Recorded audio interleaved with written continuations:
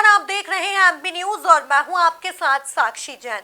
लोकसभा चुनाव का शंखनाद हो गया है। मध्य प्रदेश की 29 सीटों पर भाजपा ने सभी 29 उम्मीदवार उतार दिए हैं।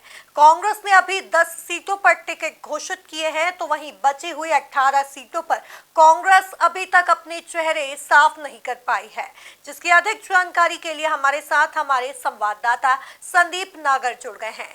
संदीप, अपनी सूची जारी करने में कांग्रेस कहां पीछे रह गई? देखिए, निश्चित ही लोकसभा चुनाव का आगाज हो चुका है और प्रथम फेज के लिए नामांकन की जो प्रक्रिया है वो भी निर्वाचन आयोग की ओर से शुरू कर दी गई है। भारतीय जनता पार्टी की ओर देखा जाए तो भारतीय जनता पार्टी ने अपने मध्य प्रदेश की 29 लोकसभा सीटों पर अपने प्रत्याशियों को चुनाव मैदान में उतार दिया। लेकिन अगर कांग्रेस को देखा जाए तो कांग्रेस महज 10 लोकसभा सीटों पर ही अपने प्रत्याशियों को उतार पाई है।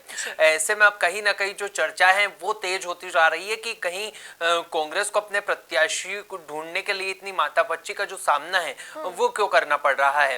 हाल ही दिनों में कांग्रेस की एक बड़ी बैठक दिल्ली में आयोजित हुई थी। उसमें माना जा रहा था कि कांग्रेस जो है अपने शेष 18 लोकसभा सीटों पर अपने प्रत्याशियों का ऐलान कर सकती है।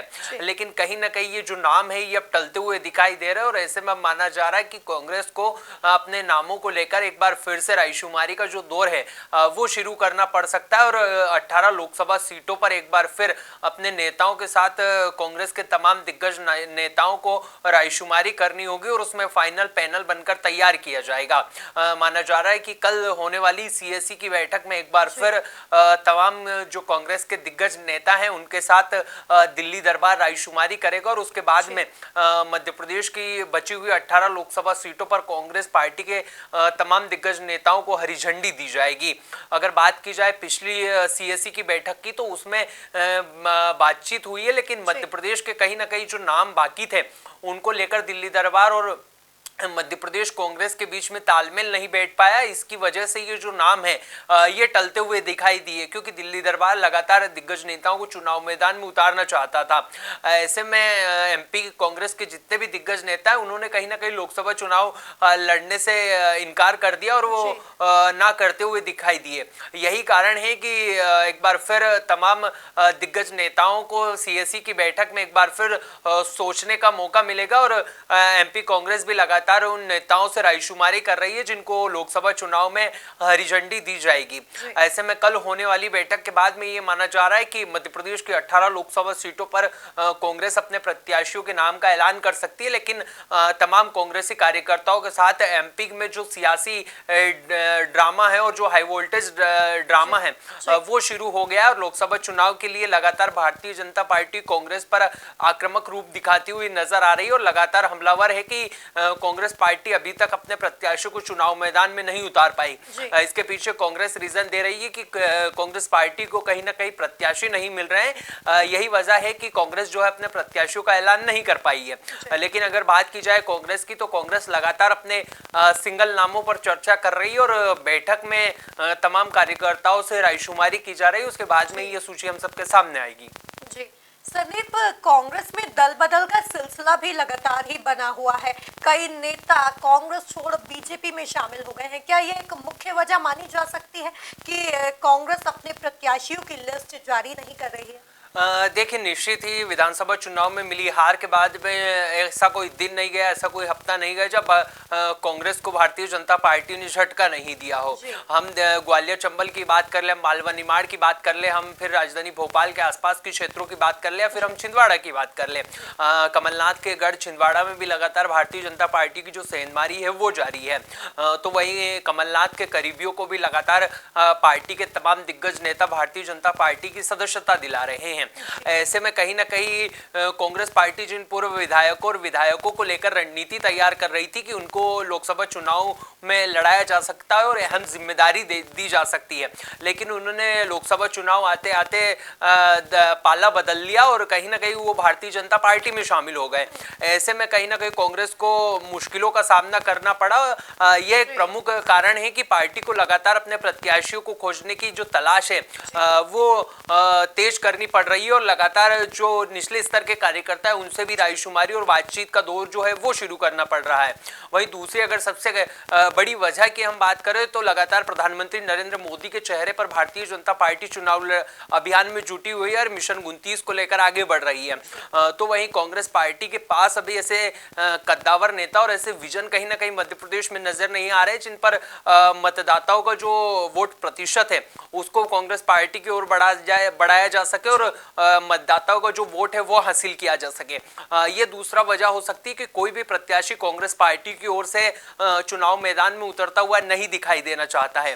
तीसरी वजह की अगर हम बात करें तो कहीं ना कहीं पार्टी की कि जितने भी दिग्गज नेता हैं वो किनारा करते हुए लोकसभा चुनाव में नजर आ रहे हैं, यानी कि जो दिग्गज नेता है वो कहीं ना कहीं लोकसभा चुनाव में उतरना नहीं चाहते हैं। हम फिर दिग्विजय सिंह की बात कर ले, जहां उन्होंने हाल ही दिनों में राजगढ़ में एक बात कही थी कि मैं अभी राज्यसभा सांसद हूं और मेरा लोकसभा चुनाव लड़ने का बिल्कुल भी मन नहीं है।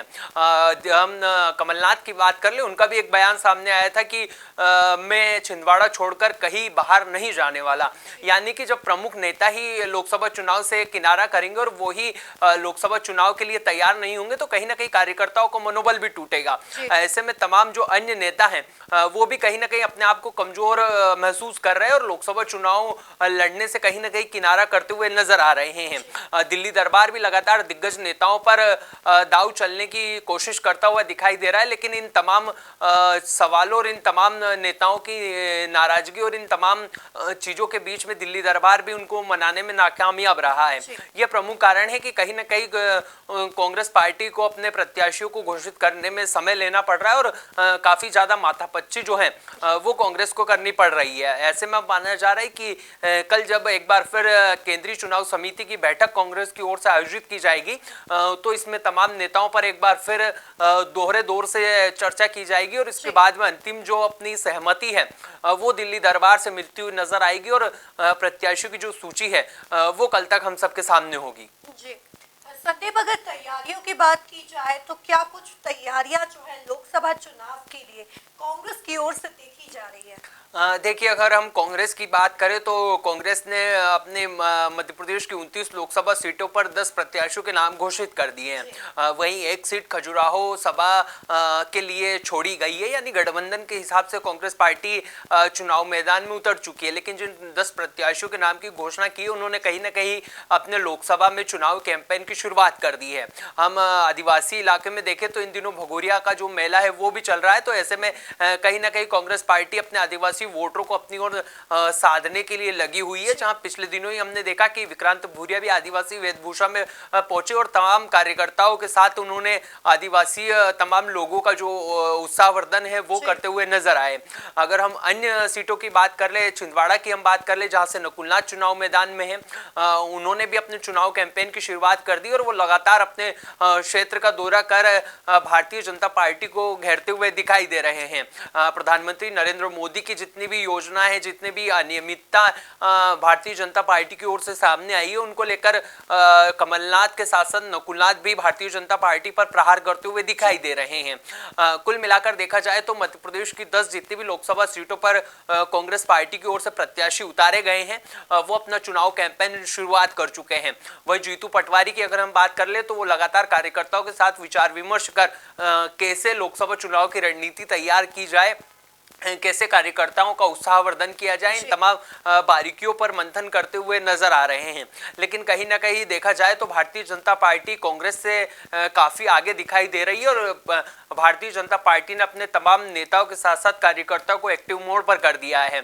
आज से अगर हम देखें तो नामांकन की जो प्रक्रिया है पहले फेज की वो भी शुरू हो गई है। ऐसे में कहीं ना कहीं जो कांग्रेस है वो अपने 18 लोकसभा सीटों पर प्रत्याशियों का नाम जो घोषित नहीं कर पाई है, इससे भी कहीं ना कहीं मध्य प्रदेश की सियासत की जो तपन है वो बढ़ती हुई दिखाई दे रही है। बहरहाल अगर देखा जाए तो जहां भारतीय जनता पार्टी मिशन 29 के लिए काम कर रही है तो वही दूसरी ओर जो कांग्रेस है वो अपने 18 प्रत्याशियों के लिए लगातार सक्रिय है और लगातार माथापच्ची करती हुई हमको दिखाई दे रही है। अब देखना होगा कि कब तक कांग्रेस अपने प्रत्याशियों को चुनाव मैदान में उतारती है और अपने चुनाव कैंपेन का जो आगाज है वो कांग्रेस पार्टी करती हुई हमको मध्य प्रदेश में दिखाई देती है। कुल मिलाकर देखा जाए तो बची हुई 18 सीटों पर कांग्रेस का लगातार लगातार ही मंथन चल रहा है कि किन किन प्रत्याशियों को मैदान पर उतारना है। अब देखना यह होगा और कयास भी लगाए जा रहे हैं कि कल 21 तारीख को कांग्रेस अपने 18 प्रत्याशियों की सूची जो है वो जारी कर सकती है। अब देखना यह होगा कि यह कितना कारगर साबित होता है। तब तक के लिए आप बने रहिए एमपी न्यूज के साथ। नमस्कार। एमपी की नब्ज, एमपी का हाल, मध्य प्रदेश की हर खबर एमपी न्यूज टीवी के साथ। लगातार खबरों के लिए सब्सक्राइब करें हमारा YouTube channel MP news TV. Latest updates के लिए बेल आइकन दबाना जरा भी न भूलें।